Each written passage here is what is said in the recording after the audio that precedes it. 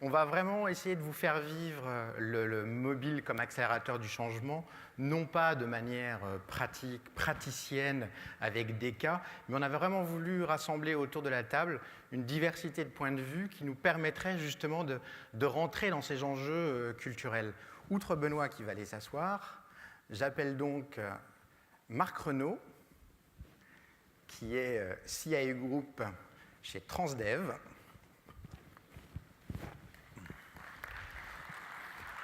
Qui va aller s'asseoir à côté de Benoît.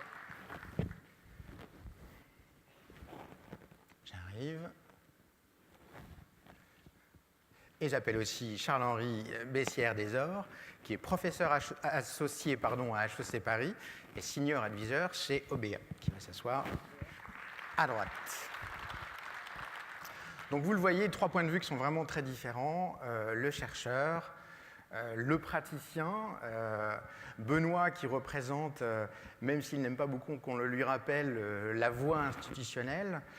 Chacun d'entre vous avait une expérience, j'allais dire cachée, en plus de ce qui est écrit sur l'écran, si l'aventure il veut bien, puisque Marc Renaud, outre vos fonctions, vous êtes aussi membre de la commission mobilité du SIGREF, dont vous allez nous rappeler le périmètre. Je ne sais pas si vous m'entendez, oui. Bonjour à tous. Alors, effectivement, le SIGREF, qui est une association de DSI, s'est fixé comme mission de promouvoir la culture numérique comme source d'innovation et de performance. Je crois qu'on est tout à fait dans la ligne de ce que vient de nous dire Benoît, ce qui appelle à définir ce qu'est la culture numérique. Et on a tenté de la définir comme une nouvelle composante, d'une nouvelle civilisation carrément, et qui place l'homme plutôt que la machine au cœur de ces échanges. Donc dès lors, on a lancé un certain nombre de travaux, je ne les connais peut-être d'ailleurs pas tous, je n'ai pas cette prétention, on a lancé un certain nombre de travaux autour de la mobilité. J'en citerai 2. Un premier travail qui est plus un projet de recherche qui est mené dans le cadre de la fondation SIGREF et qui s'appelle l'utilisation des téléphones intelligents comme vecteur d'innovation dans la coordination organisationnelle. Et le deuxième, qui est une activité, le SIGREF lance de nombreuses activités dont je fais partie, et qui est l'activité entreprise numérique, entreprise mobile. Donc je crois qu'on est au cœur du sujet que l'on débat aujourd'hui.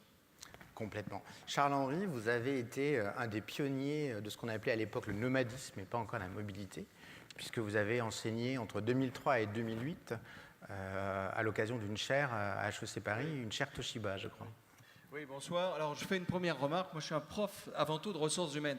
Et je fais le constat que le panel, nous sommes 3 hommes, à peu près d'un certain âge. Il n'y a pas beaucoup de diversité, donc je ne sais pas si le nomadisme... Alors, je ne sais pas si je dois m'inclure ou pas. Non, mais soyons clairs, c'est quand même intéressant de voir sur les panels, il y a rarement des femmes, il y a rarement de jeunes. Mais, alors, par rapport à ce que tu viens de dire... un peu plus jeune que vous. Oui, oui, un peu plus jeune que... Mais donc, ce que je veux dire, sur le nomadisme, tu as dit, c'est vrai que pendant quelques années, on a eu à HEC la possibilité d'avoir des travaux de recherche sur l'impact humain et organisationnel de ces technologies nomades. Et c'est vrai qu'à l'époque, émergeait par exemple le BlackBerry, si je prends l'exemple d'un outil que tout le monde a dans sa poche aujourd'hui, quasiment, on avait effectivement des enfants. Et par ailleurs, il s'est produit aussi un événement, je ne sais pas si vous le savez, un forum qui a été créé, le forum Net Explorateur, dans lequel on a regardé aussi l'impact de l'Internet et des innovations. Donc en fait, on a eu une conjonction à la fois de la chaire de la mobilité HEC et du développement de Net Explorateur, dans lequel je suis aussi. Voilà. Tout ça pour dire qu'il y avait très tôt une prise de conscience de ce qu'allait représenter le nomadisme, en l'occurrence une véritable modification DRH oui. du rôle de l'humain dans l'entreprise. Oui, alors ce qui était très intéressant quand on a commencé à partir de 2003 à faire des travaux un petit peu de fond sur qu'est-ce que c'est la mobilité, on s'apercevait que la plupart des travaux de recherche s'intéressaient beaucoup aux technologies, mais assez peu aux questions organisationnelles et humaines. Et donc la vraie question, c'est pourquoi on avait peu d'intérêt alors que, comme je disais, dans la préparation, on a eu une école en management qui s'est appelée l'école sociotechnique et qui, depuis les années 50, s'intéressait au lien entre l'organisation, c'est-à-dire la société, et la technologie. Et donc c'est un peu étonnant de voir qu'une nouvelle technologie arrive, des nouvelles modalités techniques interpellent quand même l'entreprise sur son fonctionnement, et peu de gens s'intéressaient à l'époque aux questions d'organisation. et humaine, hein, je mets derrière l'humain aussi. Vous avez été assez unanime pour commencer cette table ronde par une petite précision. Alors, il y a quelque chose avec lequel vous avez du mal, c'est qu'il y a une espèce de confusion latente, et vous l'avez dit, Benoît, on est dans le flou quant à la définition de pas mal de périmètres, vie privée, vie professionnelle, et vous avez tenu à faire un point. Non, la mobilité, ça n'est pas le télétravail. Est-ce que, Charles-Henri, vous pouvez nous expliquer la différence que vous y mettez ? Écoutez, là encore, quand on a regardé un petit peu les travaux qu'il y avait sur ces thématiques du nomadisme, de la mobilité, on s'est aperçu en fait qu'il y avait énormément de travaux qui ressortaient sur le thème du distance working et des virtual teams, donc tout ce qui est. Et donc on s'aperçoit en fait qu'il y avait dans les travaux une certaine forme de confusion. Ce que je peux dire, c'est que effectivement la mobilité et le télétravail, il y a quand même un lien quelque part, mais l'un n'est pas inclus dans l'autre. Je veux dire, l'un ne recouvre pas plutôt la totalité de l'autre, et qu'on peut être en télétravail sans être jamais mobile. Hein, puisque la question même du télétravail, c'est une question de lieu, c'est tout, d'exercice du travail quotidien dans un autre lieu, mais sans qu'on soit nécessairement mobile. Alors que bien sûr. Bien sûr, mais la vraie question, c'est effectivement la question de la distance là, qui est posée. Mais je pense surtout que pour revenir sur le floutage, on pourrait dire, des frontières, le télétravail, au fond, c'est jamais qu'un mode d'organisation à un autre endroit, mais qui ressemble fondamentalement à ce qu'était l'entreprise hier. C'est même d'ailleurs une vision de l'entreprise hier portée dans le champ de la mobilité d'une certaine manière. Alors que la vraie mobilité aujourd'hui, elle est beaucoup plus, et quand on imagine il y a 10 ou 15 ans c'est quelque chose d'impensable, elle est les 10 minutes que je vais passer un dimanche à répondre à mon patron qui vient de m'envoyer un mail. Je ne suis pas en télétravail. Je suis même d'ailleurs dans un moment où je vais globalement ne pas travailler. Mais il est certain que j'ai une disponibilité aujourd'hui qui crée un autre type d'organisation, qui a d'ailleurs de bonnes conséquences. Ça peut être pratique de répondre un dimanche à son patron qui pose une question. Puis ça peut avoir aussi de très mauvais effets, parce qu'on peut répondre dans une situation où on n'avait pas forcément tous les esprits, ou en tout cas toutes les bonnes informations. Et il y a aussi des ratés dans des prises de décision, dans des échanges, etc. Mais en tout cas, ce qui est certain, et c'est un fait, aujourd'hui, et on a tendance à l'oublier, le fait de pouvoir être joignable, d'avoir globalement accès à une grande partie de ces informations un peu partout, ça a énormément de conséquences sur la forme d'organisation d'une entreprise. Et ça demande à, évidemment, inventer de nouvelles règles, et probablement aussi d'éducation et de formation, pour savoir justement ne pas répondre n'importe quoi un dimanche quand en fait on a envie de faire autre chose et qu'on n'avait pas forcément le meilleur environnement pour prendre une décision. Oui, Benoît, j'étais juste un peu inquiet quand vous avez commencé à parler de la réponse au mail à 17h ou 23h, même dans certains cas le dimanche. Je ne suis pas sûr que ce soit l'avenir. Enfin, on va revenir là-dessus, effectivement, sur ce point-là un petit peu plus tard. Marc, vous aviez un point aussi à faire sur la mobilité dans le temps de travail. On n'est plus dans une phase d'expérimentation, mais vraiment, on est face à un usage et à un comportement on ne peut plus banaliser. Oui, et le complément que j'aimerais faire, c'est que là, typiquement, on est en train de discuter de la mobilité dans les usages de l'entreprise et du travail. Mais nous, pour ceux qui ne savent pas, le groupe Transdev, c'est un groupe qui opère dans 25 pays et qui opère la mobilité, puisqu'on fait du transport de voyageurs par tous les modes, ça va du train au vélo. En fait, la mobilité, elle est beaucoup plus large que ça. Elle est rentrée dans les usages de la société. Et ce qui est assez intéressant, c'est de voir qu'aujourd'hui, sur la population en France, selon une étude de 2012, vous avez 38% des Français qui sont équipés de smartphones. Mais si vous regardez les 18-29 ans, là, vous avez 70%. Ce qui est aussi assez amusant et qui fait bien écho à ce qu'on a entendu sur la Normandie tout à l'heure, c'est que 68% des villes ont un réseau en fibre optique, 45% des bornes Wi-Fi, et que 69% des gens qui ont un smartphone ont recherché des itinéraires avec le smartphone et ont utilisé le Wi-Fi dans des transports publics, par exemple dans le bus ou dans d'autres. Et ça, bus, train, avion, etc. Et ça, je pense que c'est quelque chose qui est assez disruptif parce qu'on voit bien qu'au fond, on va vers cette notion-là et ça déborde complètement l'entreprise et ça impacte l'entreprise au-delà de la traditionnelle vision qu'on peut avoir, moi, DSI, de dire comment je vais utiliser cette technologie pour proposer des solutions à l'intérieur aux collaborateurs de l'entreprise. On n'est plus du tout dans le débat, on y va pas en fait. On est vraiment dans un usage banalisé et il n'y a pas de raison objectivable pour dire mais... Moi je pense qu'on y est, on peut discuter très longtemps, mais je pense qu'on y est. De toute façon on ne peut pas y échapper parce que si ce n'est pas l'entreprise qui bouge, ce sont les autres qui vont bouger. Tous les partenaires, et en particulier les clients, l'exigent, donc de toute façon on n'a pas de choix là.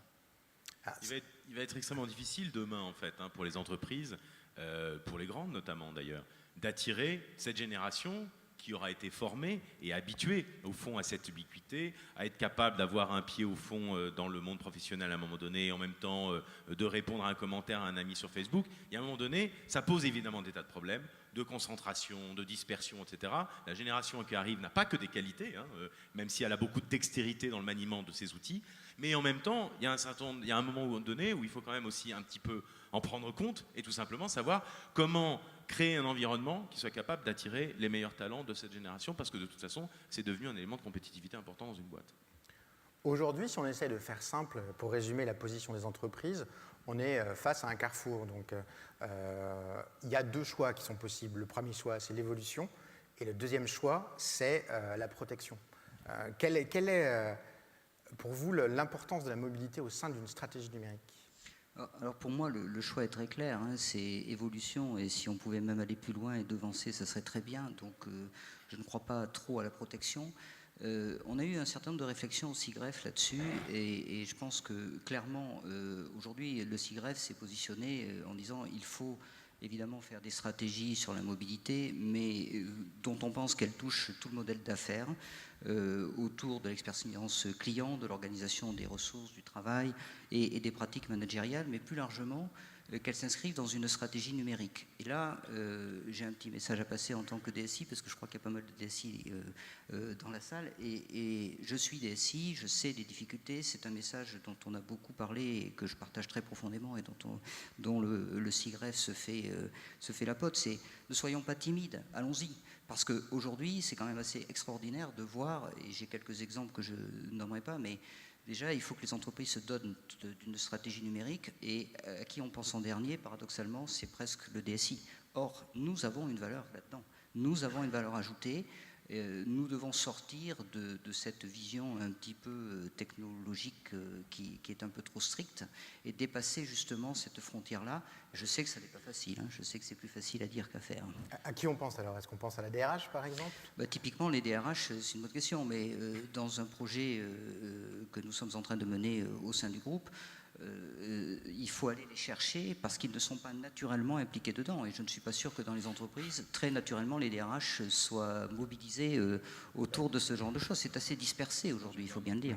Dans l'étude qu'on avait menée, alors ça date de quelques années, mais moi j'avais été frappé de voir, quand on parlait de nomadisme, c'est l'outil nomade dans les entreprises. Et bien, sur les 12 entreprises, on a été faire un certain nombre d'entretiens en profondeur, et c'est des entreprises du CAC 40 quasiment, toutes avec nos étudiants doctoraux. Et bien, il n'y avait qu'une entreprise, je ne donne pas son nom, qui avait réellement impliqué les DRH. C'est quand même curieux de voir une technologie qui bouleverse les relations manager-managé, qui bouleverse les frontières, comme tu l'as dit tout à l'heure, qui fait que les gens vivent un autre environnement de travail, c'est plus le même environnement de travail, et que les personnes, à mon sens, dans l'entreprise, qui devraient quelque part être un peu au cœur du changement, être pilote du changement, ne sont pas du tout concernées. Alors, c'est moins vrai aujourd'hui, parce que l'étude date de 6 ou 7 ans, mais je suis persuadé qu'effectivement, on n'est pas toujours, quand on est des RH, au premier plan du changement, là, vraiment le pilote. Alors maintenant, on voit quand même de plus en plus d'implications des directions de ressources humaines sur les changements en fait, d'organisation, heureusement.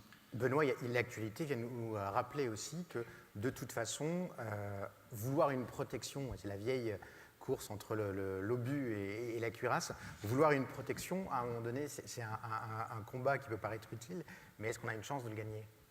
Non, je ne crois pas. Et vous faites référence en fait à Offshore Leaks. Moi, ça fait quelques années que je travaille assez souvent pour des entreprises. Je leur dis, faites attention, l'affaire Wikileaks, qui a d'abord frappé le département d'État américain, donc vraiment les institutions publiques dans ce qu'elles ont de plus traditionnel et de plus connu, en réalité, c'est le tout début d'un mouvement vers une gouvernance beaucoup plus ouverte qui va frapper beaucoup plus encore les entreprises. Et effectivement, Julian Assange lui-même l'a un peu théorisé, le fondateur de Wikileaks, en parlant de taxe au secret.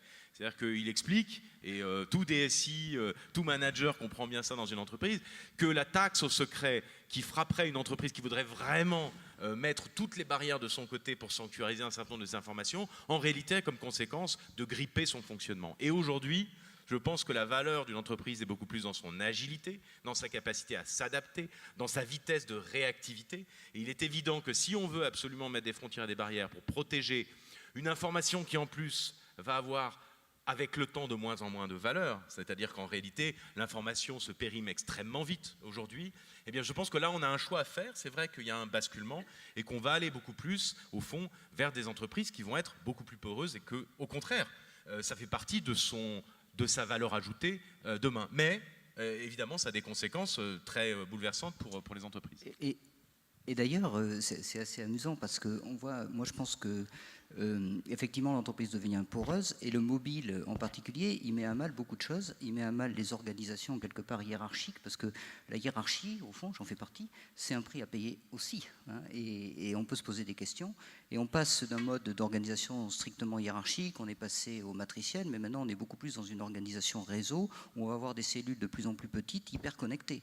Et cette hyperconnexion et cet hyperpartage de l'information, je pense qu'elle est assez bouleversante pour les organisations. Et il y a une deuxième dimension, c'est autour du manager, parce que je pense que ça change les relations manager-manager, ça change les relations interpersonnelles, et ça a un impact extrêmement fort sur le plan de la culture. Je crois qu'on a vécu au fond un mouvement de dérégulation, à la fois de la circulation de l'information dans l'entreprise et de son organisation. Le mail en a été le premier artisan, avec des conséquences d'ailleurs au début extrêmement positives. Quand on se souvient, moi j'ai travaillé dans le début de ma vie professionnelle, j'ai vu l'apparition du mail, ça a permis quoi? De court-circuiter au fond toute la chaîne de commandement. Et la première conséquence, ça a été une accélération profonde de l'information et des gains de productivité. Et puis maintenant aujourd'hui, quand on envoie un mail, on en reçoit 2, il y a un problème d'infobésité, on a trop d'informations, et effectivement, on voit à l'œuvre, au contraire, une reconstitution dans des petits pôles, plutôt en mode projet. Ça ne veut pas dire qu'il n'y ait pas de hiérarchie, d'ailleurs, mais ça veut dire qu'évidemment, elle est beaucoup moins pyramidale et qu'elle est beaucoup plus compétitive. Et ça, je pense que c'est aussi un effet extrêmement important, c'est que la connexion de toutes ces personnes, la capacité à voir, au fond, quelles sont l'ensemble de leurs activités, ça a tendance à révéler de manière assez instantanée, au fond, la contribution de chacun au travail collectif dans l'entreprise. On peut savoir, au fond, quels ont été les échanges entre telle et telle personne, quel est celui qui a le plus contribué, quel est celui qui a le plus partagé l'information avec d'autres. Et ces choses-là, à la fin, elles permettent d'avoir des indicateurs beaucoup plus intéressants sur la mesure de la performance. Hein. Et vraiment, je pense que c'est un point important. On sort d'une période où la performance était quand même fondée sur des indicateurs très simples. Le résultat, la présence, là c'est dans le modèle un peu fordiste, et on va au contraire vers des indicateurs qui sont à mon avis beaucoup plus sociaux, beaucoup plus dans la coopération et dans la collaboration, et ça effectivement c'est un mix entre la mobilité qui est embarquée, mais aussi c'est au fond la logique de réseau et de plateforme. Une entreprise au fond c'est une plateforme de connexion avec des tas de gens qui y sont connectés via leur mobile. De toute façon, ce que vous disiez aussi, c'est que le collaboratif, soit il se fait de manière empirique parce que c'est dans la culture, parce que c'est dans l'air du temps, parce que c'est dans le comportement privé, et quand on arrive dans l'entreprise, on fait la même chose, soit il est organisé, et ce qui ne veut pas dire que ce soit l'anarchie la plus complète, c'est-à-dire que le collaboratif, comme tout le reste, suppose une certaine hiérarchie, même si elle est plus plate, suppose des règles. Et un exemple que vous avez donné sur les conséquences de l'absence du collaboratif qui fait froid dans le dos, mais vraiment, c'est le 11 septembre. Oui, alors c'est vrai que vous savez qu'en fait, il y a un lien direct, et ce n'est pas du tout une théorie du complot, je vous rassure, entre Wikileaks et le 11 septembre. Pourquoi ? Parce qu'en réalité, le 11 septembre, justement, les institutions américaines de renseignement avaient probablement payé très cher cette fameuse taxe au secret. C'est-à-dire que pour se prémunir de toute fuite, au fond, ils avaient énormément sanctuarisé et segmenté l'information entre les différentes agences de renseignement. Il y en a beaucoup aux États-Unis. Et la conséquence de ça, ça a été une forme de dérégulation. C'est-à-dire qu'après le 11 septembre, l'ensemble des rapports de la CIA, etc., ont montré que l'information ne circulait pas. Et donc, ils ont fluidifié, ils ont ouvert, au fond, les bases de données, la connexion entre les différentes agences. Et la conséquence de ça, ça a été quoi ? Ça a été qu'à un moment donné, quelqu'un avec une clé USB, il a pu, au fond, embarquer quasiment la totalité des câbles diplomatiques américains. Et je vous dirais, à l'avenir, ce n'est pas de se dire qu'il faut revenir à la situation antérieure, on ne le pourra pas. Il faut surtout se dire probablement qu'en fait, des fuites organisées dans les entreprises, il va y en avoir, et plutôt se concentrer sur le fait qu'il y a des informations absolument clés. Quand on a un brevet, quand on est dans de la R&D, évidemment qu'on ne va pas les mettre et qu'on va entourer ça de toutes les productions, mais qu'en revanche, dans le fonctionnement quotidien d'une entreprise, c'est probablement l'agilité, les réactivités et la confiance qu'on donne aux employés qui va primer. J'insiste juste sur ce point, et dernièrement, c'est la capacité à mobiliser les employés demain, y compris dans leur sphère privée parfois, pour défendre leur entreprise, tout comme à l'extérieur de l'entreprise, le fait d'être capable de pouvoir mobiliser la communauté des usagers d'un service ou des clients d'un produit devient clé sur les médias sociaux. Hein. La publicité est probablement pas durablement avec des effets de masse comme on a pu le connaître en tout cas dans les années 60, 70 et 80. Et demain, la capacité à mobiliser la communauté d'une entreprise, c'est-à-dire au fond ses employés en interne ou ses usagers en externe, va être clé. Et évidemment, si on ne leur fait pas confiance et si on leur bride leur Facebook et leur accès à des médias sociaux sur leur écran à l'intérieur de l'entreprise, alors que dans leur poche, ils ont toute liberté pour le faire, évidemment, il y a une contradiction. Et donc, on va aller beaucoup plus vers une identité entre mon environnement de travail et mon environnement privé. Et quand vous évoquez la confiance, donc on le sait, la confiance, c'est une relation à double sens. Et par rapport à ça, Charles-Henri, comment est-ce qu'on inculque la confiance? Comment est-ce qu'on lui laisse sa place? Ce qu'on vient d'entendre, il y a à la fois le côté très rose des technologies, mais il ne faut pas oublier aussi qu'il y a un côté moins rose. Et ce qui est fondamental, c'est de bien penser que ces technologies, quelle que soit d'ailleurs la technologie n'est jamais le problème. C'est une condition nécessaire. Il faut des réseaux, il faut des outils nomades, etc. Par contre, c'est jamais une condition suffisante. Et la condition suffisante, c'est les modes de management. Moi, je dis souvent que le BlackBerry a été un outil formidable. Je me souviens de cet entretien que j'avais eu sur Radio Classique en face du patron de BlackBerry France, et en 2004 ou 2005, à qui je disais c'est l'outil le plus merveilleux mais le plus pervers que je puisse connaître, parce que effectivement on peut avoir avec le nomadisme des managers qui étaient déjà autocrates dans leur comportement au quotidien et qui le sont encore 10 fois plus. Est-ce que c'est normal d'exiger d'un collaborateur cette réponse à 23h un jour de week-end, quoi? Je veux dire, c'est une vraie question. Donc la question, effectivement, par rapport à cette confiance, je crois que l'idée du contrôle, à mon avis, est absurde, sauf que ces outils sont eux-mêmes des outils très contrôlants. C'est ce que tu disais là en introduction. Je trouve qu'il y a de l'hypersurveillance qui peut être aussi un risque, mais par rapport à ce que je viens d'entendre, c'est, et on le voit, je ne veux pas citer le cas de Vinay Nayar, mais quand même, je l'ai eu hier dans une table ronde, là, le fameux dirigeant indien, il était à Paris. Eh bien, ce qui est extraordinaire avec cette boîte que vous voyez évoluer depuis 2005, c'est la capacité de redonner du pouvoir à des employés. Quand il écrit un bouquin qui s'appelle Employees First, Customers Second, c'est pas pour dire que les clients sont pas importants, c'est parce que les clients sont tellement importants qu'on va redonner du pouvoir aux employés dans la zone de valeur. Et là, la technologie joue un rôle, parce que ce qu'ils ont développé ces 3 dernières années en matière de réseaux sociaux internes, c'est incroyable, incroyable. 70 000 collaborateurs en 6 mois sur les 90 000 de leur réseau social qu'ils ont ouvert il y a moins de 6 mois. C'est fabuleux. On a du mal à les implanter et on se rend compte qu'ils ont une durée de vie très courte et qu'on est obligé de faire appel à des prestataires extérieurs pour justement les entretenir et les animer. Donc on est plus ou moins dans l'échec, alors que tout le monde dit, bah voilà, si on veut du collaboratif, à un moment donné, il faudra du Facebook interne, il faudra du RSE. Parce qu'au fond, on est souvent dans un décalage, c'est-à-dire qu'on essaie de plaquer une technologie, les réseaux sociaux d'entreprise, sans fondamentalement vouloir en accompagner les pratiques. Il est clair que si on balance un RSE au sein d'une entreprise sans rien faire, avec le même type de fonctionnement hiérarchique, ça ne fonctionnera pas. Sauf à avoir peut-être une bande de jeunes employés recrutés qui un jour ils prendront le pouvoir. Mais je reviens sur les... Vous savez, Google a lancé ces fameux Free Friday. C'est quand même quelque chose d'assez révolutionnaire quand on y réfléchit. Le fait d'autoriser les employés à consacrer 20% de leur temps, un jour par semaine, à n'importe quel sujet qu'ils souhaitent, et pouvoir, au bout d'un an ou deux, mesurer que 80% de l'innovation est due à 20% de ce travail, ça montre bien que quand on renverse et quand on est capable de donner et de faire confiance aux employés, pour peu qu'eux-mêmes soient dans une forme de générosité, encore une fois, et on parle beaucoup, Rifkin a beaucoup parlé de l'empathie. Je pense qu'il y a dans les technologies, au fond, un mouvement extrêmement fort qui nous pousse à ça, aussi parce que, d'une certaine manière, ma contribution dans un réseau, elle se révèle, elle est assez objectivée, on peut savoir ce que je fais. Ça peut être pour le meilleur, ce que je viens de vous dire, ça peut être pour le pire, c'est-à-dire effectivement le flicage généralisé. Et je pense que ça nous oblige, au fond, à réfléchir à d'autres types de règles et d'autres types de fonctionnement. On ne doit pas envoyer un mail un dimanche à 23h, sauf si c'est vraiment nécessaire. Mais la contrepartie, c'est qu'on ne va pas m'empêcher aussi, sur mon lieu de travail, de me connecter à Facebook et éventuellement d'avoir une activité un peu privée à un moment donné, à une heure perdue au sein de mon travail. Et tout ça, ça veut dire que ça fonctionne, c'est le mot-clé quand même, de plus en plus sur la confiance. Donc c'est bien un problème de changement des mentalités, de changement des modes de management. Bravo, parce que vous avez réussi à nous faire rentrer dans l'univers du ni oui ni non. Donc on a bien compris que ça pouvait faire des choses merveilleuses, que c'était un moteur sur lequel on pouvait travailler la confiance, l'évolution des relations. En même temps, on a aussi entendu de la part de Charles-Henri tout l'aspect négatif, autoritaire, si d'aventure on décide de l'utiliser comme tel. Donc aujourd'hui, finalement, ma question elle est simple, c'est qu'est-ce qu'on doit vraiment attendre du mobile ?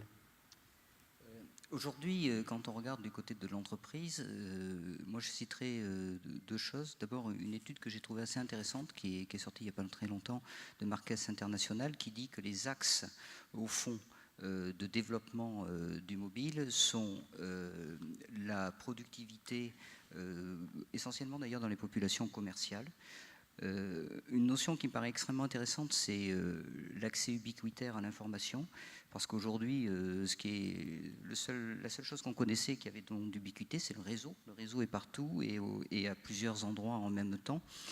Et puis, l'évolution, bien évidemment, c'est pas vous que je vais dire ça, mais l'évolution de l'image de l'entreprise, et enfin, des modes de travail plus collaboratifs. Alors nous, à Transdev, on a lancé deux initiatives, plus que deux, mais je vais en citer deux.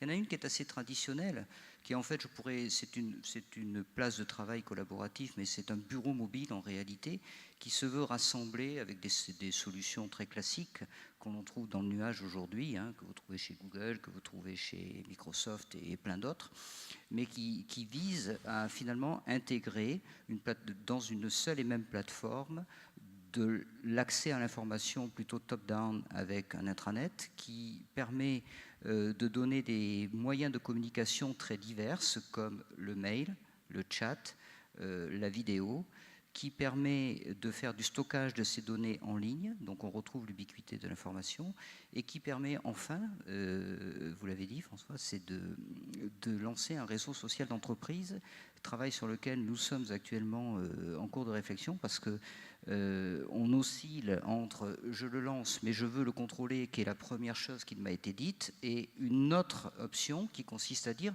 mais pourquoi ne pas jouer, c'est ce que j'ai entendu tout à l'heure dans Scott, pourquoi ne pas jouer finalement, je donne l'outil, évidemment j'ai une vigie quand même, mais je laisse les gens se l'approprier et trouver un usage que je n'aurais même pas inventé moi-même, ce qui est un renversement de paradigme pour le DSI que je suis. Et l'autre exemple que je voudrais donner, qui est là vraiment une innovation de rupture, alors ça c'est beaucoup plus dans le business. Avec la ville de Lyon, nous sommes associés dans un grand projet de plateforme de mobility. On a toute une initiative qui s'appelle Smarter Mobility.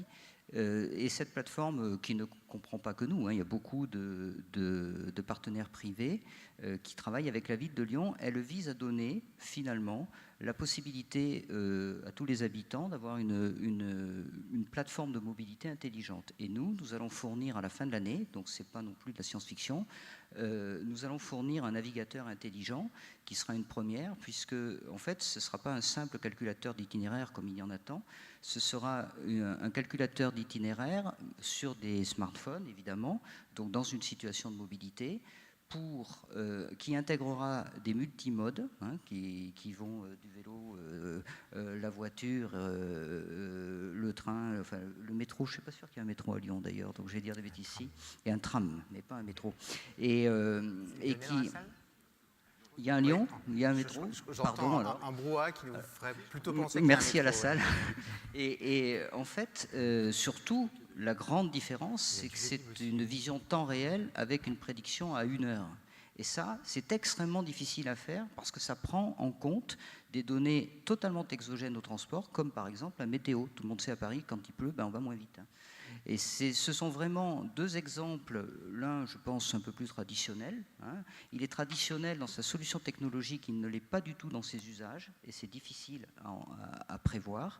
Et l'autre, qui est quand même beaucoup plus une innovation de rupture, qui permet finalement d'offrir des données, l'utilisation de ces données à des habitants d'une grande ville comme celle de Lyon. Il est l'heure de faire une synthèse. Donc si je résume, qu'est-ce qu'on peut attendre de la mobilité ? Effectivement, on est dans une évolution du mode de travail, dans une évolution du type de collaboration, de notre relation au management. On est dans l'apparition de nouveaux usages et de nouveaux services. mais on a encore à inventer des usages qui soient respectueux à la fois des impératifs de l'entreprise, parce qu'il est hors de question de faire l'impasse sur l'intégralité de la sécurité, et il est à la fois impossible de vouloir faire du collaboratif ou du déploiement mobile sans aucune règle. Donc c'est là où je vous dis encore une fois félicitations, parce qu'on est à se demander, mais du coup, quel rôle on attribue vraiment au mobile? Et moi, j'ai une image à vous proposer, j'aimerais bien que vous rebondissiez dessus. Dans le temps, en fin du 19e siècle, début du 20e, dans les mines de charbon, on mettait un canari, parce que le canari, il pouvait capter le monoxyde de carbone, qui est par définition inodore et incolore, qui est donc ce qui donnait le grisou ou les intoxications. Et finalement, même si on avait l'impression que tout allait bien, le canari, lui, quand il passait l'arme à gauche, nous disait que finalement, ça n'allait pas si bien. Est-ce que le mobile, finalement, ce n'est pas le canari dans la mine de charbon de l'entreprise? Si vous voulez déployer le mobile et que ça ne fonctionne pas, c'est que vous avez des vrais problèmes de fond, culturels, organisationnels à régler. Qu'est-ce que vous diriez à l'entreprise en disant prenez soin de vos canaris? Je crois que c'est une très belle image, en fait, parce qu'elle montre, au fond, qu'on bascule dans une nouvelle culture et que, du coup, on doit trouver de nouveaux équilibres. L'équilibre entre le contrôle et la totale ouverture. Et quand je dis équilibre, c'est bien ce que ça veut dire équilibre. C'est-à-dire que ça n'est pas, comme on pouvait éventuellement l'imaginer avant, de se dire, voilà, l'objectif, c'est le verrouillage le plus complet, le plus absolu. Bon. C'est-à-dire, au fond, une fois qu'on a décidé ça, on n'a plus qu'à mettre en place les firewalls. Vous allez me dire, c'est assez compliqué. Mais enfin, je veux dire, l'objectif, il est assez clair. Alors que là, en réalité, on va être sur des cibles mouvantes. Cet équilibre, il va bouger.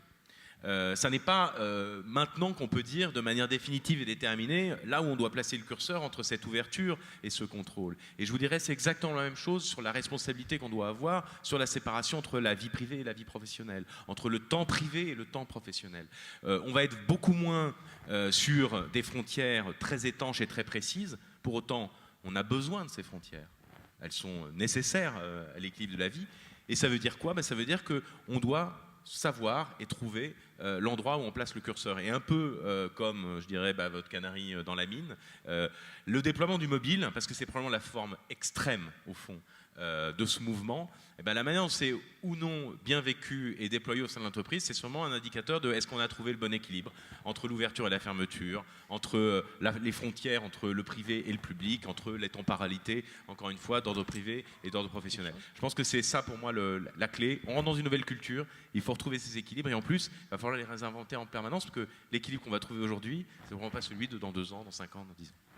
Oui, moi je dis que finalement le mobile, j'ai dit tout à l'heure, c'est une condition nécessaire, mais c'est jamais une condition suffisante. Ce qui veut dire que le changement qui est introduit par le mobile et par tout le nomadisme qu'on a vu depuis plus d'une dizaine d'années, c'est en fait un équilibre, comme tu le dis, entre la question de des valeurs, de la culture, parce qu'une valeur, des cultures très hiérarchiques, très autoritaires, eh bien évidemment, ça ne peuvent pas s'intégrer ou ne peuvent pas intégrer ce type d'outils. Donc il va falloir nécessairement évoluer vers des modèles. Par exemple, il y a un certain Mintzberg au Canada qui parle de culture ad-hocratique. Alors il a inventé ce mot pour faire justement le pendant de la bureaucratie. Et dans le mot ad-hocratie, il y a le mot ad hoc. C'est-à-dire qu'on s'adapte en permanence. Et ce qui est intéressant dans les technologies, c'est que, et je le disais là lors de la préparation, c'est que par exemple, il y a une école qui s'appelle l'école de Scott. Scott veut dire Social Construction of Technology, of Usage, c'est-à-dire c'est l'usage. On a inventé des tas d'outils, mais on s'aperçoit que les entreprises, et d'ailleurs ce qui est intéressant, moi ce que j'écrivais là, il y a quelques années, c'est que finalement ce sont ces premiers outils de technologie où les employés eux-mêmes étaient en avance sur les entreprises. Ce qui est intéressant avec les outils nomades, c'est qu'on a vu débouler des tas de gens. Alors maintenant, on parle du comment ça s'appelle, BYOD là. Voilà, là, vous êtes spécialiste de ça, mais c'est une vraie question. Et donc, je termine. Donc culture. Il y a la culture, il y a les structures qui sont bouleversées, mais il ne faut pas non plus se leurrer parce que des structures très hiérarchiques restent très hiérarchiques, même avec des outils nomades. Il y a les process, et là, on a effectivement beaucoup plus de fluidité. Et puis, last but not the least, ce sont les gens. Et moi, je crois que ce sont les gens qu'il faut faire adhérer là. Moi, quand vous parliez du canari, j'étais en train de me demander si le BYOD, c'était pas le canari de l'entreprise. Mais plus sérieusement, je me dis, je suis assez d'accord avec le fait que ce sont les usages qui sont intéressants plus que la technologie. Et ce que je crois, c'est qu'il faudra probablement que dans l'entreprise, un peu comme le fait Google avec les projets qui sont d'ailleurs institutionnalisés comme les projets 20%, je pense que, et je ne dis pas que c'est la solution, je ne la connais pas la solution, mais peut-être une des pistes, c'est de relier finalement l'usage de cette nouvelle culture, de ces nouvelles technologies à la performance de l'entreprise, par exemple en mesurant les projets innovants, enfin plus exactement ceux qui vont à terme, et en mettant tout un processus qui structure finalement cette captation et qui permette. Il ne faut quand même pas oublier qu'à un moment, l'entreprise, elle veut être performante et elle veut être meilleure que le voisin, pas uniquement produire des richesses, ça, je pense que c'est plus une conséquence qu'un objectif, mais en tout cas, elle veut tenir sa place. Et ça, je me dis que nous avons beaucoup à inventer autour de ça, autour de ces technologies, mais plus dans l'usage, plus dans la révolution managériale que ça implique et dans la révolution des organisations et donc de la culture qui est un peu plus enfouie et qui se trouve un peu en background. Je vous propose de garder le point suivant pour la table ronde de demain matin, puisqu'on n'est pas forcément en avance. C'est rouillé. Hein. Voilà, donc après le Canary, nous voici dans le Cocorico. Est-ce qu'il y a une exception culturelle? Est-ce qu'il y a une manière de faire française dont on peut ou pas être fier? Ça, c'est une question taillée pour Benoît. Comment dire la culture française, y compris dans le business, dans l'organisation sociale, etc., elle n'est pas américaine, elle n'est pas allemande, donc il y a des différences. Donc, je veux dire, l'implémentation de ces technologies, elle se fait toujours dans un contexte, et du coup, par de la réappropriation, on ne peut pas avoir dit pendant une demi-heure tous les quatre qu'au fond, c'était bien les personnes et leur usage, et souvent l'invention d'une grammaire qu'ils font avec des technologies, et qui détournent très souvent les usages, et puis finalement pas dire qu'il peut y avoir des différences. Alors, pour savoir si au fond, il y a une spécificité française, positive ou négative, moi je dirais 2 ou 3 idées. Je pense qu'il y a peut-être un premier handicap, qui est qu'on a longtemps été un pays d'arsenaux, de grandes entreprises, de grands projets, on aime bâtir de grandes cathédrales, et qu'effectivement le monde vers lequel on va est probablement un peu moins celui-là. Ça ne veut pas dire qu'on n'ait pas besoin encore de grandes entreprises, de chaînes industrielles, etc. Mais c'est vrai que l'esprit du temps est probablement moins ça, et beaucoup plus sur des projets générés venant un peu plus de la base, avec une organisation beaucoup plus aplatie, avec probablement des structures un peu moins pyramidales. Bon. Ça, c'est probablement ce qui fait que notre pays n'est peut-être pas, avec sa culture intrinsèque, le mieux disposé à aborder ce genre de nouveaux phénomènes. À l'inverse, je pense qu'on a probablement, dans notre culture, jamais totalement été satisfait d'une croissance économique totalement fondée, on va dire, sur la performance purement économique. La cupidité comme moteur de l'entreprise ou du développement, la recherche du profit systématique. Je pense qu'au fond, dans la culture française, il y a quelque chose dont on ne s'est jamais totalement satisfait. Ce qui est intéressant avec les nouvelles technologies, avec tous ces phénomènes, les réseaux, etc., c'est qu'on permet au fond d'objectiver et de révéler d'autres types de performances que celles qui est uniquement liées à, on va dire, aux résultats financiers.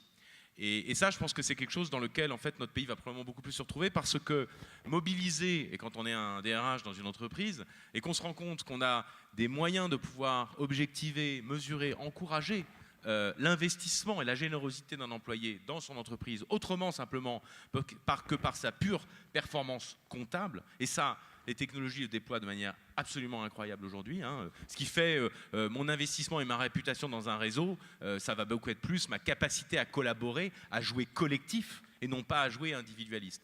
Et ça, je pense que dans un pays dans lequel, au fond, peut-être que ça n'a pas toujours été le plus naturel que d'essayer de on va dire, de rentrer dans les canons anglo-saxons de la mesure de la performance économique. Je pense que là, en réalité, on est beaucoup plus en phase avec l'esprit de la révolution numérique. D'ailleurs, les pères fondateurs d'Internet, pour reboucler avec ce que je vous disais tout à l'heure, étaient eux très en opposition avec ça dans les années 60, au moment où ils ont un peu enclenché ce mouvement dont on voit l'onde de choc aujourd'hui encore. Moi, c'est ce que j'ai envie de rajouter, c'est plus ce que je vis. Hein. Et je pense que ces outils, ils vont en fait, je suis assez d'accord sur le fait que ça touche finalement la culture nationale et de l'entreprise. C'est un mélange. Quand on est comme dans le groupe comme le nôtre qui a eu des entreprises, soit qui a grandi par acquisition, soit qui qui a grandi tout simplement avec une forte décentralisation, la notion de culture d'entreprise, elle est très forte. Et elle n'est pas tout à fait homogène au sein de notre groupe. Mais en tout cas, avec ces outils, ce qui est assez, j'allais dire, amusant, mais plus que ça, c'est enrichissant à vivre, ce qui est assez, je pense, producteur de valeur, c'est le fait que quand vous êtes dans des différents pays, eh bien, on ne se parle pas de la même façon du même sujet en réalité. Et la parabole que j'avais faite, enfin, l'anecdote, c'est un peu le coup de klaxon, quoi, hein. Le coup de klaxon en Inde ou en Chine, il n'est pas vécu pareil qu'un coup de klaxon en France. Ça, c'est une évidence. Une formule de politesse qui est présente dans un mail français est vécue comme nécessaire et indispensable. Chez certains anglo-saxons, pas tous, c'est du temps perdu parce que c'est pas efficace et ça sert à rien. Et donc, on n'entend pas du tout la même chose. Donc, je pense que ça renvoie beaucoup plus, en fait, à nos non-dits, hein, et aussi à nos représentations. L'intérêt que j'y vois dans un groupe comme le nôtre, en ce moment par exemple, j'ai un petit groupe de projets entre les États-Unis, la Hollande et la France. Je vous garantis qu'il y a un certain temps d'adaptation et pour arriver à se comprendre à partir des mêmes mots. Et le problème, croyez-moi, n'est pas la langue et c'est pas l'anglais. Je pense que ces outils-là vont décloisonner et je pense que ça va aller dans ce sens-là que vous disiez en fait, hein, de décloisonnement total. Mais ça va nous mettre un nouveau challenge qui peut être, il est à mon avis très intéressant, mais on n'est pas au pays des bisounours, il peut être aussi extrêmement dangereux. Donc ça, je ne sais pas ce que ça donnera, mais je pense en tout cas que c'est la voie dans laquelle on est parti. Alors, est-ce qu'il y a une touche française ? Un petit peu, parce qu'on est quand même dans une certaine culture. Il y a quand même eu des modèles qui ont montré, par exemple, que la culture française, c'était ce fameux chercheur hollandais qui, chez IBM à l'époque, avait fait une étude globale mondiale et qui montrait qu'on était quand même l'un des pays les plus hiérarchiques et les plus averses au risque. Le problème, c'est que précisément ces outils luttent contre ces deux phénomènes.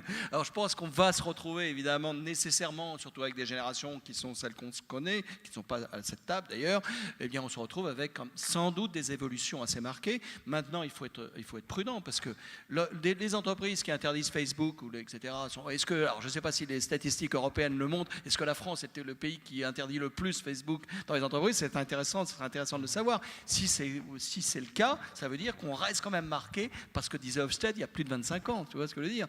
Donc, certainement, les entreprises ont peut-être un tout petit peu plus de mal à évoluer que dans d'autres cultures. Il faudrait évoluer. Mais moi, je regarde, quand j'ai écouté l'autre jour, il y a quelques mois, le futur président de Ricard, qui vient de mettre en place un réseau social et qui disait que finalement, dans son entreprise, ça marchait relativement bien, assez rapidement, tout simplement parce que la culture y est prête. Ce qu'on appelle le partage dans cette entreprise, la culture familiale de cette boîte, fait que les gens, naturellement, ont eu un outil à disposition et très rapidement, ont collaboré. Mais ce n'est pas forcément vrai dans d'autres cultures d'entreprise. Et la culture française n'aide pas forcément, d'ailleurs. Une dernière chose, tu vois, moi, le nomadisme, il y a une chose qui m'a toujours frappé, c'est de dire, quand on a vu l'invasion des BlackBerry, l'invasion dans nos salles de réunion et moi dans mes salles de cours, la vraie question, c'est qu'est-ce que vous faites quand vous avez 70%, voire 100% des gens qui ont leur outil nomade ouvert, etc. Est-ce que le prof ou l'intervenant demande à ces personnes de fermer leurs outils, hein? Et c'est une vraie question qu'on se pose. Eh bien, on se rend compte qu'on a dans ces situations l'invasion de ce que j'appelle le polychronisme, ce que je crois que tu évoquais, c'est-à-dire la capacité de faire autre chose pendant ces réunions. Même les Américains, qui étaient une culture très monochronique, sont devenus très polychroniques avec ces outils. C'est quand même extraordinaire.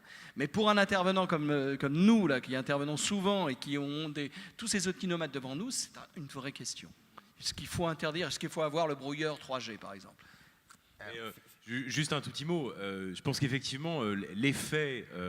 on passe tous plein de temps en réunion, elles ne sont pas toutes très productives. Même et il nous est arrivé très souvent, au fond, eh bien, de gagner en productivité parce que tout simplement, en écoutant d'une oreille l'introduction un peu longue avec beaucoup de formules de politesse, on pouvait faire 2 ou 3 choses qui pouvaient être intéressantes. Quand c'est utilisé comme ça, c'est plutôt un gain de productivité, c'est plutôt bien.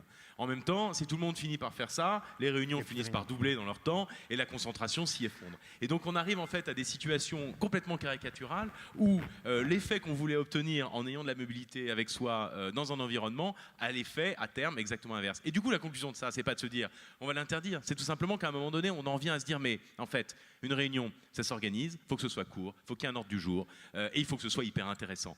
Et et je pense que c'est peut-être ça aussi l'effet, c'est qu'à la fin, on en vient à peut-être davantage rationaliser un certain nombre de choses et à les organiser avec plus de performance, y compris lorsque c'est une situation complètement physique, une réunion, on n'est pas dans du virtuel. Pourtant, les conséquences de l'immixtion du numérique, c'est précisément une rationalisation, y compris dans l'organisation physique du travail. Ça va au-delà de ça, et ce sera notre dernier point.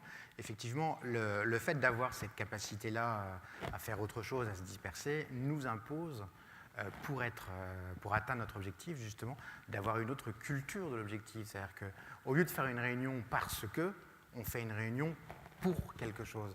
Et c'est là, sans doute, peut-être sans le faire vraiment exprès, qu'on a peut-être réussi à définir quelque chose ce soir, c'est que finalement, le mobile en tant que tel, c'est un accélérateur, c'est un révélateur de cette nouvelle valeur qui n'est pas basée sur le code, mais qui est vraiment basée sur finalement ce qu'on crée, ce à quoi on collabore et ce qu'on contribue dans l'atteinte de l'objectif. Bien sûr, et je pense que ça a évidemment ça a un effet au fond presque paradoxal là encore, c'est que plus on injecte de numérique, plus on injecte du nomadisme et de la mobilité, plus en fait on redonne de la valeur au moment partagé des visus dans le champ physique. Et c'est ça aussi le fait de réorganiser des réunions importantes et dans lesquelles on va être concentré, dans lesquelles on va s'engager au fond. Dans une relation client, par exemple, c'est des choses de plus en plus qui se font. Je peux vous assurer qu'il y a de plus en plus de réflexion sur le fait que quand on est face à un client, on ferme son ordinateur et qu'on montre comme ça à son client que pendant les 20 minutes qu'on va passer avec lui, on est vraiment avec lui et qu'on n'est pas en train de faire autre chose. Et je pense que c'est aussi ça, une des conséquences paradoxales de l'immixtion du numérique dans les entreprises, c'est aussi de redonner de la valeur, de la vraie valeur à ces moments physiques. Ça me fait penser à ce que l'une des conclusions d'un de mes collègues d'HEC là, qui a fait une petite synthèse là, à Net Explorateur, il dit maintenant on va avoir vraiment une vraie question, le droit de se déconnecter. La question du droit de déconnexion. Et ça, c'est un vrai souci. C'est vrai que, et on voit d'ailleurs les jeunes générations se déconnecter assez facilement. Et vous savez, alors je ne sais pas si ça envahit vos systèmes d'information, mais il y a aujourd'hui, les geeks, moi dans mon entreprise, ils l'utilisent, il y a des boutons en fait qui vous permettent de pouvoir geler et glacer votre ordinateur et qui vous obligent pour pouvoir réenclencher le mail ou la messagerie instantanée à être obligé de le rebooter. De manière en fait à s'obliger, par un système qu'on installe sur son ordinateur, au fond à se concentrer sur une chose. Il y a aussi un super outil que je vous conseille de télécharger qui vous ferme automatiquement votre navigateur quand vous avez plus de 7 fenêtres ouvertes ou de 7 onglets ouverts. C'est radical et vous vous retrouvez avec rien, vous avez tout perdu. Je vous l'envoie, c'est pas de problème. On voit l'effet pervers, c'est la culture du zapping. Hein. Oui. Et on est arrivé sur autre chose quand on en parlait ensemble qui était assez vrai. Donc, si on est dans le collaboratif, si on n'est plus à récompenser les gens qui sont là à 9h et qui s'en vont à 18h, finalement, qu'est-ce qu'on va récompenser? Comment est-ce qu'on va motiver cette nouvelle relation-là? Comment est-ce qu'on va objectiver la performance et en tenir compte? Je pense que tous ces outils et tout ce dont on vient de débattre, mais pas que l'outil, les usages et la culture, ça amène à des vrais changements managériaux et des changements de mode d'évaluation de la performance. On brise un peu les codes, on n'est plus forcément dans une logique où finalement un manager est très rassuré quand il voit tous les matins les gens qui arrivent au bureau. On est dans une culture où on va développer probablement des nouvelles approches de la mesure du résultat, des modes de contrôle, parce que le contrôle est quand même quelque chose qui existe, même si ce n'est pas très sympathique. Et un autre point qui me paraît extrêmement important, c'est aussi le mode de leadership. Le leadership qui est le sachant devient beaucoup plus un co-créateur, c'est du co-leadership. Et c'est du co-leadership un peu évolutionnaire. Donc ça, je pense qu'on y va tout droit. Ce qui est quelque chose qui est encore plus difficile probablement à atteindre, mais qui est une condition impérative, et ça fait écho avec ce que tu disais sur Vinit Nayar, c'est d'arriver à créer un climat de confiance. Ça redistribue beaucoup de choses. Il faut bien quand même qu'on se le dise. Moi, je pense que le climat de confiance est le climat le plus instable qui soit dans l'entreprise. C'est aujourd'hui quelque chose qui est extrêmement difficile à construire, comme on le sait tous, qui se détruit extrêmement rapidement. Mais fondamentalement, je pense que c'est un état instable. Benoît, vous vouliez nous parler de Dan Pink.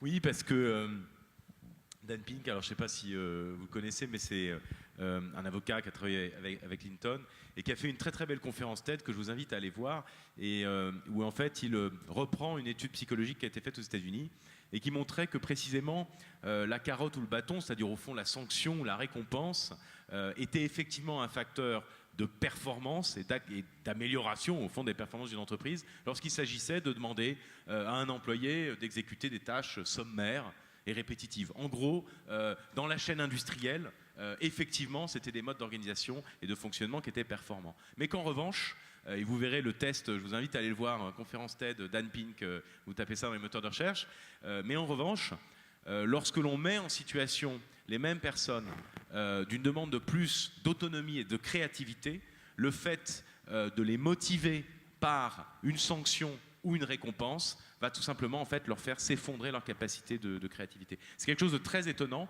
C'est des Américains, ils blaguent même d'ailleurs en disant que pourtant il est lui-même pas très socialiste, mais au fond ils posent même la question de savoir quels sont les nouveaux ressorts et les nouvelles motivations et la manière dont on peut mobiliser les employés dans une entreprise. L'exemple que tu prenais tout à l'heure sur Icare, il est très fort.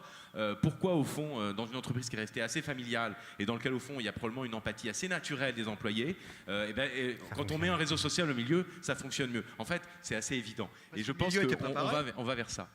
Le milieu, le culturel était quelque part préparé. Exactement. C'est une grande famille. Si vous le donnez à cette grande famille un moyen de communiquer entre eux et que le gars qui est à Hong Kong va donner une solution pour, par exemple, commercial, marketing au gars qui est à San Francisco, c'est génial. Sauf que les deux avaient avant pas trop la possibilité de communiquer facilement. Mais l'entreprise était prête. Ce que je trouve fascinant avec ces technologies, c'est qu'elles bouleversent l'entreprise. Elles bouleversent les modes d'organisation et qu'on a très souvent eu une logique d'ingénieur qui a été de plaquer ces technologies et d'ailleurs pour le bien de l'entreprise. Même les pratiques de knowledge management, regardez les pratiques de knowledge management, ça fait 15 ans qu'on en parle, il y en a combien qui ont vraiment réussi? Il n'y en a pas tant que ça. Et la vraie question, ce n'est pas qu'une question de technologie, c'est une question de partage. C'est une question de volonté de partage. Vous ne donnez aucune reconnaissance aux gens qui acceptent de lâcher leur connaissance tacite, pourquoi est-ce qu'ils le feraient? Et c'est vrai qu'aujourd'hui, ils disposent des moyens, des supports, des formes où ça peut se faire. Pour peu qu'il y ait la culture et l'usage, l'empathie vis-à-vis de l'entreprise, au fond, le lien communautaire assez fort, ça peut se faire. Et un dernier point quand même qui est important, et ça reboucle sur ce que vous disiez tout à l'heure, et en plus, il se trouve que lorsque ça se fait dans une logique de plateforme, c'est objectivable, c'est-à-dire que c'est mesurable. Et on en revient à ça, c'est-à-dire que ce qui n'était pas forcément quantifiable hier, le sera quand même beaucoup plus demain. Quelqu'un qui collabore beaucoup et qui va contribuer à l'amélioration dans des choix marketing à New York alors qu'il travaille à Shanghai, et bien au fond tout ça, ça va se savoir parce qu'on va pouvoir le mesurer dans le réseau social. Ce que disait hier Vinette Nayar, c'est exactement, c'est ce que tu dis, c'est que l'une des évolutions de son modèle, c'est l'objectivation, la contribution de ces... Et c'est incroyable ce qu'ils ont fait là, ces derniers temps. Dans l'équipe marketing, j'ai vu des réalisations à Delhi, j'avais jamais vu ça ailleurs. Et d'ailleurs, enfin, bon, vous êtes très nombreux à être des DSI. Au fond, tout ça, ça a été en gestation pendant des années dans le monde du logiciel libre très fortement. C'est bien la contribution à l'intérieur de communautés sur un mode coopératif, mais avec un effet de construction de réputation qui est extrêmement fort. Celui qui contribue plus, c'est dans un système méritocratique. À la fin, il sera plus reconnu par ses pairs que s'il ne contribue pas. Merci beaucoup à tous les trois. Je vais devoir vous interrompre. Je sais qu'on aurait pu encore en parler pendant 1 heure, donc je ne vais pas faire une conclusion longue. Donc, juste en introduction, je vous disais, on a tous envie de croire à quelque chose. Donc, maintenant, je pense qu'on a trouvé des éléments de réponse. Est-ce qu'on a raison d'y croire? Oui, il y a tout un tas d'éléments qui font que le mobile peut avoir des implications complètement pratiques, mais ce serait dommage de ne rester qu'à ces implications-là. Donc, comme on l'a vu, il y a des véritables enjeux qui sont culturels, qui sont managériaux. Et si vous avez encore un petit peu de temps demain, je vous propose qu'on essaie de rentrer dans le détail en commençant par les RH avec une table ronde à 9h. Je vous remercie de votre attention. N'ayez crainte, ils seront tous là pour le dîner. On n'a pas vraiment le temps pour les questions, mais je vous encourage vraiment et encore merci à Gérard Riot de nous donner cette opportunité de venir vers nous, d'échanger. On est là pour ça et on se fera vraiment un plaisir de répondre à vos questions. Merci beaucoup. Bonne soirée.